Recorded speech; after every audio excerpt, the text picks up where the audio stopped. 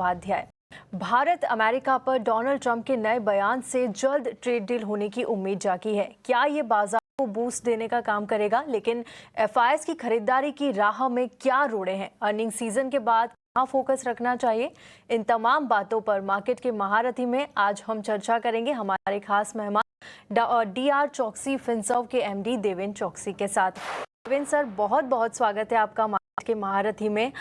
तमाम बातों पर आपसे चर्चा की जाएगी, लेकिन सबसे पहले जो आज की ब्रेकिंग खबर थी कि डोनाल्ड ट्रंप का एक बयान आया है। उन्होंने बोला कि जल्द ही हम भारत के साथ डील करेंगे, जिससे भारत के लोग भी खुश हो जाएंगे और हमारे अच्छे रिलेशंस भी बनेंगे। ट्रेड डील की एक तरफ खबरें हैं, यूएस में शटडाउन अब खत्म होने जा रहा है, ये भी एक बड़ी खबर है। साथ ही हम देख रहे हैं कि एफआईएस का थोड़ा सा रुझान ऊपर नीचे चल रहा है, कभी बिकवाली आती है, कभी खरीदारी आती है। कुछ सेशंस में बिकवाली खरीदारी का जारी रहता है, लेकिन ओवरऑल देखें, अर्निंग्स की अगर बात करें तो मिक्स्ड अर्निंग्स यहाँ पर नजर आ रही है। हमने पहले देखा कि कुछ अर्निंग्स काफ़ी अच्छी आई, अभी देख रहे हैं कि काफ़ी सारी अर्निंग्स में अर्निंग्स अच्छी आ रही है, लेकिन गाइडेंस कमज़ोर हो जा रहा है। तो ओवरऑल आप मार्केट को किस तरह से देख रहे हैं? अगर ट्रेड डील पक्की हो जाती है तो किस तरह का आउटकम आपको आगे आता हुआ नजर आएगा? Good morning Tripti. I think काफी सवाल एक सवाल के अंदर जुड़े हुए हैं, तो प्रयत्न करूंगा कि एक के बाद एक उसका आंसर दे पाऊं।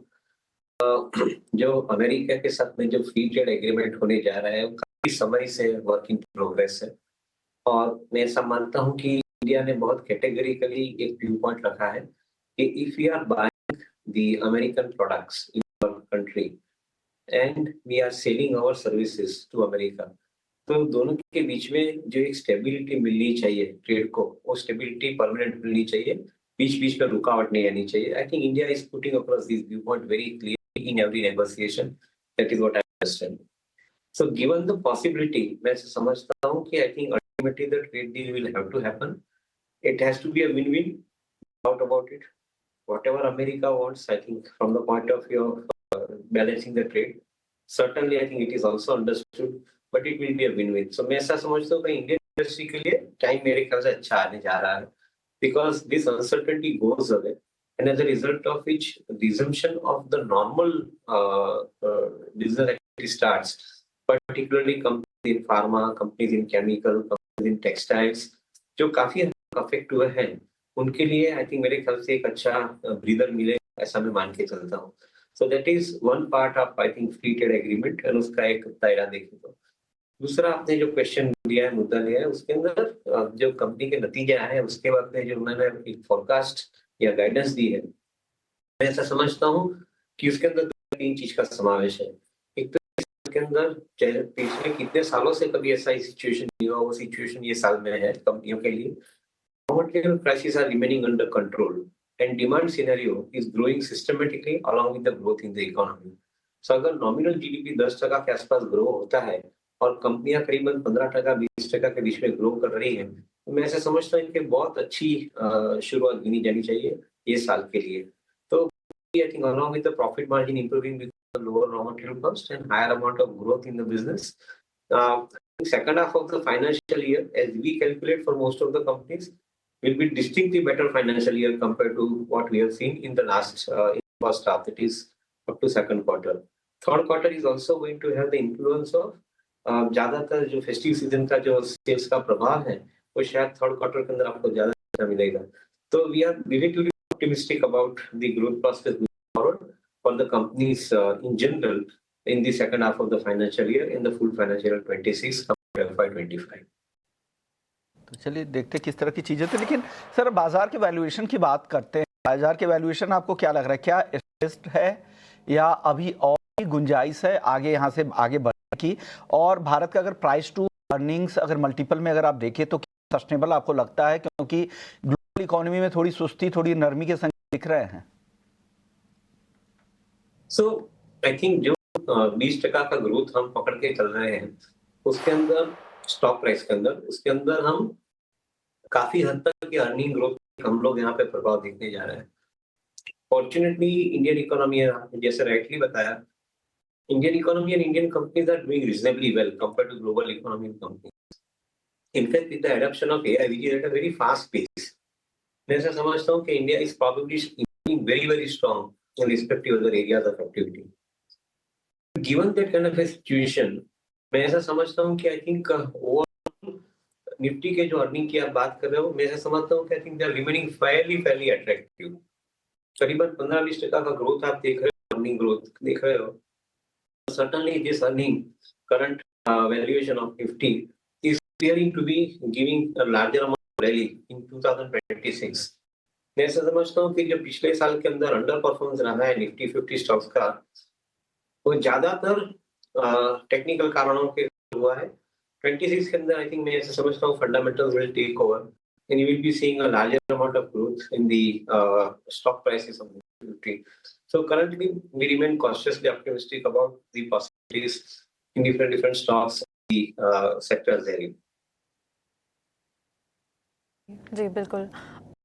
देवेंद्र सर, भारतीय बैंकिंग सेक्टर जो है, आप बैंकिंग सेक्टर को किस तरह से देख रहे हैं? सेक्टर रोटेशन के साथ हम कुछ बैंकिंग शेयरों में अच्छा रुझान भी देखा है और हाल ही में वित्त मंत्री ने भी एक कॉन्क्लेव में कहा था कि हम लोग भारत का बैंकिंग सेक्टर अब मजबूत बनाने पर काम कर रहे हैं। आरबीआई के साथ साथ बैंकिंग सेक्टर के जो बड़े प्रतिनिधि हैं उनसे भी बातचीत जारी है और भारत का बैंकिंग सेक्टर अब यहाँ से बेहतर और मजबूत होगा। आपकी क्या राय होगी? Yeah, in fact, I think fundamentally very important perspective कि इकोनॉमी अगर करीबन आपकी $4.5 ट्रिलियन डॉलर से आगे बढ़ के 2030 तक if we are going to cross $6.5-7 trillion dollars, मेरा ऐसा मानना है कि बैंकिंग क्षेत्र का एक स्ट्रांग होना बहुत जरूरी है। Finance minister has also indicated कि जो पब्लिक सेक्टर बैंक है उनको एक साइज में लाना है, दैट मींस कंसोलिडेट करके एक बड़ी साइज में रखना है। Unless the banks are strong, they will not be in a position to fund various transactions. जैसे आज SBI और PNB they are coming together for creating a product for funding the mergers and acquisitions, which means that I think जो आज की तारीख में जो जगह पे बैंक absent है, I think bank would probably lend more money in this area of activity. Similar such kind of products are required when a stronger balance sheet comes together. मेरे ख्याल से I think products I think बेहतरीन बन सकते हैं। Commercial banking के लिए थोड़ी चैलेंज आ सकती है बिकॉज कासा रेशियो के अंदर आई थिंक आपको डेफिनेटली चैलेंज है, बट मैं ऐसा समझता हूँ कि corporate lending, MSME, SME lending और जो रिटेल लेंडिंग का कारोबार है उसके अंदर आई थिंक ग्रोथ अच्छा बनने जा रहा है।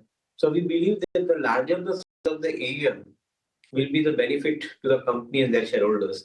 सो उसके ऊपर ध्यान देना चाहिए। जो बड़ी कंपनी है उसके ऊपर शायद आपको ज्यादा ध्यान देना है। Even in mergers acquisition scenario those banks will probably make meaningful sense to the portfolio of investors, ऐसा हमारा मानना है। सर, बैंकिंग के बाद आईटी की आपने बात की कि जिस तरह से डील को लेकर चर्चा चल रही है, तो क्या लग रहा है कि अगले 6 से 12 महीने में आईटी के रीवैल्यूएशन की कुछ संभावनाएं दिख रही है क्या? मैंने बोलता हूँ कि डीवैल्यूएशन हो सकती है। नहीं, रीवैल्यूएशन की मैं बात कर रहा हूँ सर। रीवैल्यूएशन हो सकती है, वैल्यूएशन में सुधार हो सकता है। या सॉरी, आई थिंक रिवैल्यूएशन की बात कर रहे हैं हम। रिवैल्यूएशन शायद होने चाहिए यहाँ से। इसकी रीजन ये है कि इंडियन आईटी कंपनियां जो एक कन्वेंशनल मॉडल में से ग्रेजुअली एआई बेस्ड एडॉप्ट करके कोडिंग का जो नया मॉडल है वो लोग एडॉप्ट करने जा रहे हैं, which means they are talking more of a solution, more of an application और टू द कस्टमर और that to at the fast speed.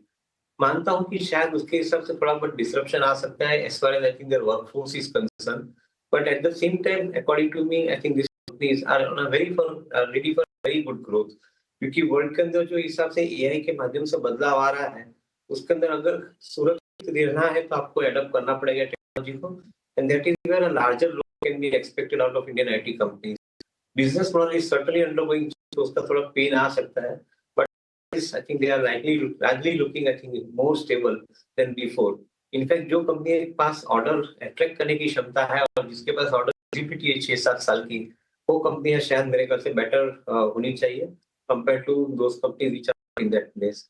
And within that we also like engineering R&D space कि जहां पे I think the B2B related solutions are being provided by the companies. So certainly the general नहीं करते IT को revalue करने के लिए, but selective company, selective कारोबार आप रिवैल्यू जरूर कर सकते हो ये लेवल्स। सर, एक और सेक्टर है डिफेंस डिफेंस सेक्टर में अगले 2 से 3 साल के लिए आप क्या आउटलुक रखते हैं? भारत अब हथियार खरीदने की बजाय यहाँ मैन्युफैक्चरिंग कर रहा है इंडिया में। एआई, ड्रोन और स्पेस टेक्नोलॉजी में देखें तो काफ़ी हद तक आगे बढ़ चुका है, और ये जो इक्विपमेंट बनाने वाली कंपनीज हैं उनकी ऑर्डर बुक भी मजबूत है, अच्छे रिटर्न्स भी यहाँ से उन्होंने निवेशकों को दिए हैं। डिफेंस का क्या आउटलुक होगा अगले 2 से 3 साल के लिए?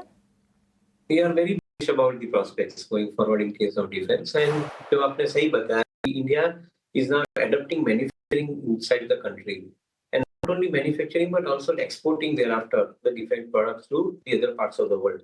So certainly, I think the industry which was up till now restricted only to limited area of working is now basically growing, I think, at a higher level of growth. The challenge out here is the valuation as far as companies are concerned, क्योंकि most of the companies जिनके पास अच्छे order book है, अच्छी visibility है, they are already quoting at a valuation of 28 earnings. तो मैं ऐसा समझता हूँ कि that is where probably I think investor may not get too much of headroom at this point of time from earning perspective.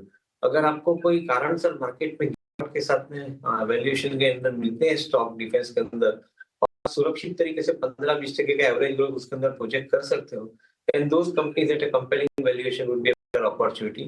I would not like to chase defense companies just because they have good prospects, right? I would like to buy when the valuations are really meaningful for investors. बिल्कुल, तो ये नज़र रखना है, valuations भी देखना ज़रूरी है, सिर्फ चेज़ ना करें। सर, एक चीज़ और, स्ट्रक्चरल थीम की अगर बात करें हिंदुस्तान की ग्रोथ की, तो किसको आप सबसे बड़ा हिस्सा मानते हैं? ग्रीन एनर्जी को, डिजिटल इकोनॉमी को, या फिर मैन्युफैक्चरिंग को? और कहाँ फोकस करना चाहिए एक इन्वेस्टर को? विश्व में मैं ऐसा समझता हूँ कि ये एक इंटीग्रेटेड प्ले हो जाएगा। एक तरफ आपके पास ग्रीन एनर्जी या रिन्यूएबल एनर्जी सोर्स से आप एनर्जी प्रोड्यूस करते हो, कैप्टिव यूजर हो, तो आपकी एनर्जी कॉस्ट कम हो, ₹2.5 की यूनिट पर के आसपास आ जाती है। उसके बाद में आप जब ये ग्रीन एनर्जी को अप्लाई करते हो either for the defence sector, for the manufacturing sector, for the refinery sector और for data centre related activity, कि जहाँ पे आप एनर्जी अप्लाई करते हो, इवन मेटल कमोडिटी सेक्टर जहाँ पे एनर्जी अप्लाई करते हो, तो which means I think you are actually buying the input cost at a much significant lower value compared to I think current price of 8 to 10 rupees per unit of electricity. तो आप जब ₹2.5 की electricity consume करते हो, ये business का आप propel करते हो चीपर कॉस्ट ऑफ इलेक्ट्रिसिटी से, तो this business is themselves I think start becoming more profitable and produce higher amount of growth. So उसके साथ में आगे चलते हैं तो आई थिंक जो सेक्टर के अंदर आप इकोसिस्टम जिसको हम बोलते हैं, जो पावर इंजीनियरिंग के साथ में जुड़े हैं, वो कंपनियों को सबसे बड़ा एक बेनिफिट मिलता है। दूसरी कंपनियों जो डेटा सेंटर एक्टिव बिजनेस करते हैं उनके लिए एक अच्छा बेनिफिट मिल रहा है। जो फर्दर डाउन जाते हैं सेमीकंडक्टर और उनके साथ के माध्यम से जो बिजनेस है उसको एक बेनिफिट मिलता है। तो we believe that this is integrated play, mother source of all this activity जिनकी हम शुरुआत गिनते हैं वो रिन्यूएबल पावर और एनर्जी है। उससे जो बिजनेस साथ में जुड़े हैं उसके अंदर प्रॉफिट आना बहुत नेचुरल है, and that is where we remain extremely bullish about the entire integrated play and not only one sector of the investment in this area. आपने क्या, क्योंकि अगर पूरी इकोनॉमी को ग्रो करना है तो ये पूरा इंटीग्रेटेड प्ले है और हर सेगमेंट इसके लिए बिल्कुल सब मायने रखता है।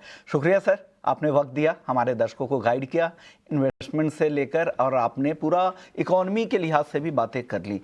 शुक्रिया आपका। तो ये थे देवेंद्र चौकसी साहब यहाँ पर, जो आपको समझा रहे थे कि बाज़ार को लेकर क्या रणनीति आगे आपको रखनी चाहिए, किस तरह के प्रॉस्पेक्ट इंडियन इकोनॉमी को लेकर बन रहे हैं। चलिए